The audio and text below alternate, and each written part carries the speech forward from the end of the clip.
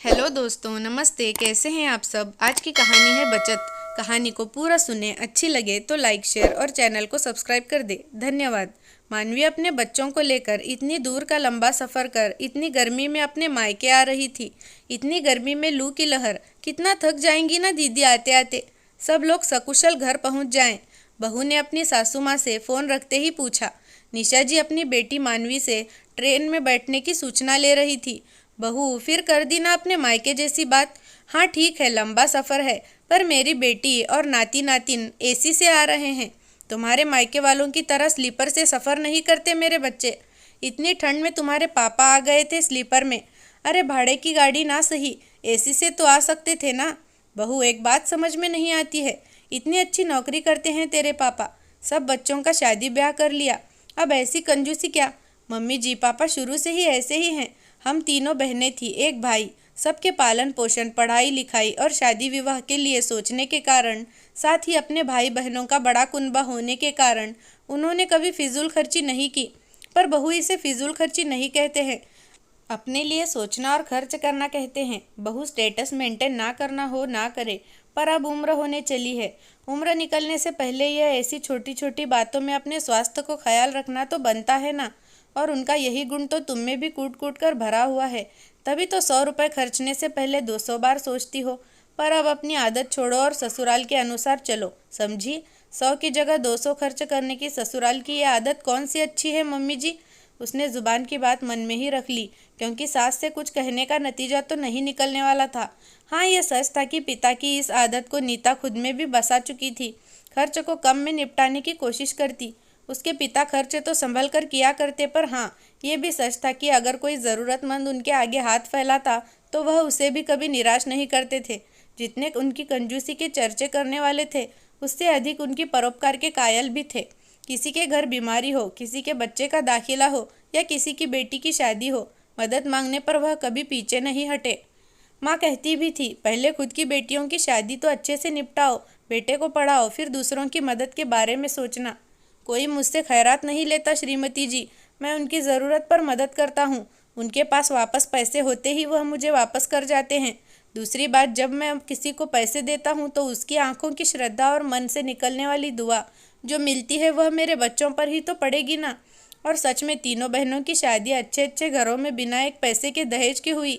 भाई पहली बार में ही इंजीनियरिंग की परीक्षा पास कर गया। सब बदल गया और पापा आज भी वैसे ही है। जहाँ पैदल जा सकते हैं ऑटो से नहीं जाएंगे, जहाँ 100 रुपये लगते हो वहाँ 50 में ही चला लेंगे। और उनकी इस आदत में उसे कोई बुराई नहीं दिखती थी, और वह भी लगभग इसी रंग में ढल चुकी थी। पर यह बातें उसकी सास को बिल्कुल अच्छी नहीं लगती थी। वह हमेशा इसी बात को ताना देती रहती कि मायके के पैसा पकड़ने की आदत छोड़ो और ससुराल के रंग में ढल जाओ। ट्रेन का सफ़र उसने और उसके भाई बहनों ने कभी एसी से नहीं किया था। उसकी ननद आ रही थी बच्चों सहित।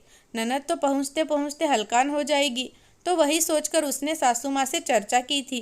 अभी साल भर पहले ही फ्लैट लिया है मुंबई में। अभी छुट्टियाँ पड़ी हैं तो 10-12 दिन के लिए आ रही हैं। यूँ तो ननद का स्वभाव भी माँ की तरह ही है, पैसे को पैसा ना समझने वाली। पर नंदोई बहुत समझदार है, और दोनों बच्चे भी। घर खरीदने के बाद पहली बार आ रही है ना, तो सासू माँ ने सारी तैयारी कर ली थी। बहुत भीड़ थी ट्रेन में मम्मी, छुट्टियाँ चल रही है ना। फर्स्ट एसी में कौन सी भीड़ होती है, तू तो उसी से आती है ना, निशा जी ने बहू को सुनाते हुए कहा। वो दरअसल मम्मी, इस बार हम लोग थर्ड एसी से आए हैं, तो कोई बात नहीं, 10 दिन आराम करेगी ना यहाँ, फिर ठीक हो जाएगी। जा जल्दी से नहा धो ले। बहू डाइनिंग टेबल पर नाश्ता लगा रही है।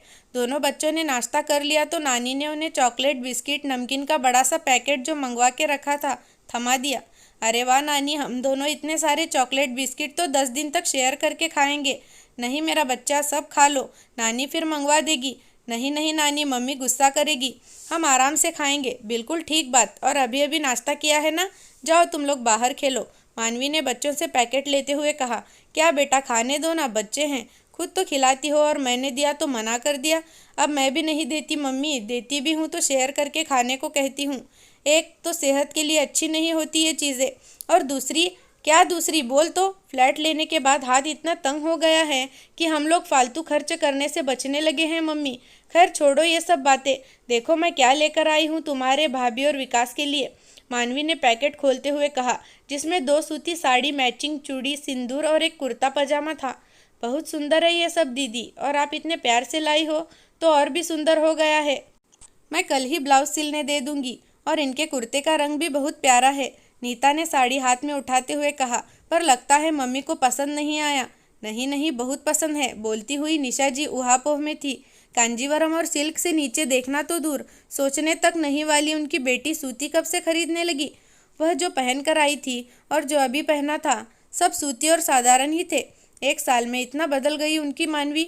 मन तो बहुत कुछ लाने और करने का था, पर अभी के हालात पर सूती कपड़े डालने लगी हूँ। तब से एहसास हुआ है कि ये बड़े आरामदायक होते हैं, और अब तो मैं यही पहनूंगी हमेशा। भारी कपड़े पार्टियों के लिए ही ठीक होते हैं। दीदी आप सही कह रही हैं, बच्चे आ रहे थे, यही हमारे लिए उपहार से कम था क्या? यहाँ नहीं भी लाती तो चलता, पर लेकर आई हैं तो मैं आपको पहन कर भी दिखा दूंगी। नीता ने वातावरण हल्का किया। बाद में नीता 4-5 सूती सूट पीस लेकर आई और निशा जी को दिखाया। दिखा दी ना फिर अपनी औकात बहू। अरे अभी उसके हालात सही नहीं है तो तू भी सूती सूट पीस ले आई उसके लिए। अभी जाकर वापस कर इन्हें और कोई हेवी सूट लेकर आ मेरी बेटी के लिए। तुम्हें फिर से पैसे जोड़ने वाली मनमानी नहीं करने दूंगी मैं।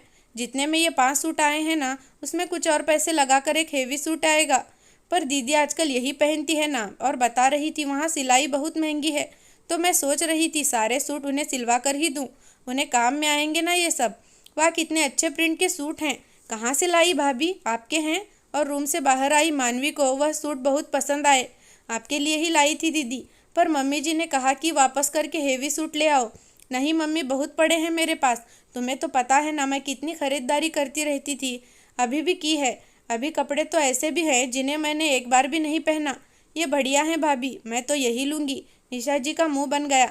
नीता ने सूट सिलने दे दिया तो और भी खुश हो उठी मानवी, हद से ज़्यादा। अपनी बेटी को अब हर चीज़ में उतना ही ज़्यादा समेट कर और सोच समझ कर खर्चा करते देखकर निशा जी का मन भर आता। पर दामाद जी की कमाई बहुत अच्छी थी। फ्लैट लेते वक्त भी उन्होंने पैसा किसी से नहीं लिया था। उन्हें लग रहा था शायद दामाद जी की वजह से ऐसी हो गई है। एक दिन पूछ बैठी, मानवी तू क्या से क्या हो गई बेटा?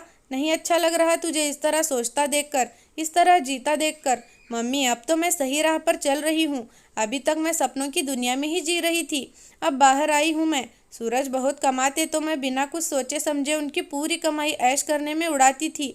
जब सारे पैसे खत्म हो जाते, महीने का अंत आ जाता और फिर पैसे भर जाते। कपड़े, जेवर, पार्टी, होटल में घूमना, खाना पीना सब जमकर खर्च करते हुए रहने के कारण हमारी सेविंग तो कभी हुई ही नहीं। और मुंबई जैसी जगह फ्लैट, तुम समझ रही हो मम्मी, शादी से पहले एक फ्लैट खरीदा था सूरज ने।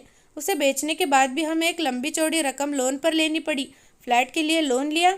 हमें तो लगा कि अपने ही पैसे होंगे तुम लोगों के। किसी से थोड़ी बहुत मदद भी तो नहीं मांगी तुम लोगों ने। किस मुँह से मांगते मम्मी? मेरा रहन सहन और फिजूल का खर्च देखकर सब तो यही समझते थे ना हमारे पास बहुत पैसा है। इसके बाद भी हमने किसी की कोई मदद नहीं की तो किस मुँह से मांगते किसी से? अभी हमारी आधी से अधिक सैलरी लोन में चली जाती है। बच्चों की पढ़ाई है, घर का खर्च है और बहुत सारे खर्चे हैं। अभी भी नहीं समझेंगे और नहीं संभलूंगी तो कब मम्मी? इसलिए मैंने अपनी लाइफस्टाइल को बिल्कुल चेंज ही कर लिया। अब तो ये कहते हैं कभी कभी यहाँ चलो वहाँ चलो, पर मैं ही मना कर देती हूँ। बेटा खुद को कष्ट देकर इस तरह लाइफस्टाइल। बिल्कुल कष्ट में नहीं हूँ मम्मी, अपनी इच्छा से खाती हूँ, पहनती हूँ, रहती हूँ। और अभी भी सूरज की इतनी सैलरी आती है कि मैं जैसे रहती थी थोड़ा 19-20 करके वैसे रह सकती हूँ। पर मैं अब खुद इस तरह रहना पसंद करने लगी हूँ। मैं अब बहुत खुश हूँ मम्मी। 4 पैसे जमा होंगे तो हमारे अपने बच्चों के लिए और हमारे लिए, हमारे अपने कामों के लिए ही काम में आएंगे ना। और खर्च करने और दिखावा करने का कोई अंत नहीं है। जितना करो कम ही पड़ जाएगा। इच्छाओं को मारना, स्टेटस को मेंटेन ना करना भी तो गलत है ना बच्चा। इच्छाएं अब तक तो पूरी हो चुकी है मम्मी। बहू भी तो यही कहती है, खर्च और दिखावे की ना कोई सीमा है ना अंत। जहाँ सूती से काम चले वहाँ सिल्क क्यों? जहाँ रिक्शा से काम चले वहाँ गाड़ी क्यों? जहाँ कम पैसे में काम चल सकता है वहाँ फिजूल खर्च क्यों? हम कोई भूखा नंगा रहकर या कोई काम रोक कर पैसे नहीं बचा रहे हैं, पर थोड़ा बहुत ऊपर नीचे करने से अगर 4 पैसे बच रहे हो तो क्या बुरा है, हमारे काम आएंगे कल को। मानवी को वह 5 सूट, बच्चों के कपड़े, दामाद जी के लिए घर की बनी पापड़, बड़ी, अचार, मठरी बांधने के बाद नीता ने एक लिफाफा भी पकड़ा दिया मानवी को। ये क्या कर रही हो भाभी? इतना कुछ तो दिया है, इसकी क्या ज़रूरत है? नीता बोल पड़ी। दीदी अभी हमारे खर्च बहुत बड़े नहीं हैं, घर के चलने के बाद भी थोड़ी सेविंग हुई है। जानती हूँ आपके लोन की रकम के आगे ये बहुत कम है, पर बूंद बूंद से घड़ा भरता है। इनको जमा कर देंगे तो सूद थोड़ा कम हो जाएगा। पर विकास की नौकरी अभी नई नई है, तुम लोगों को भी ऐसी कोई योजना होगी? नहीं है दीदी, एक तो अभी हमारी ऐसी कोई योजना नहीं है, होगी तो आपसे मांग लेंगे। आप फिक्र मत करो, हम तो एक दूसरे के काम आ जाए, इससे बड़ी उपलब्धि क्या हो सकती है दीदी। 2 रुपए बचाने के लिए पूरी सब्जी मंडी बाजार घूम जाने वाली बहू, सोच समझकर विश्लेषण से बात करने वाली बहू। बेटी को लिफाफा देती बहू को देखकर सास ने सोचा कि बहू की पकड़ उसकी सोच पर ही नहीं, संस्कारों पर भी है। यही बहुत है जिसने बाजार घूमकर सस्ती चीज़ों से अपना गुजारा चलाया है। उस गुजारा चलाने में भी उसे संस्कार ही हैं, जिसने उसे पैसे जोड़ना सिखाया है, ना कि पैसे फिजूल खर्ची करना। ये सारे संस्कार उसके पिता के ही थे, जिन्हें कुछ दिन पहले निशा जी कंजूस बता रही थी। बहू की सोच और संस्कार देख निशा जी शर्मिंदा हो गई। दोस्तों, कहानी कैसी लगी कमेंट करके ज़रूर बताना।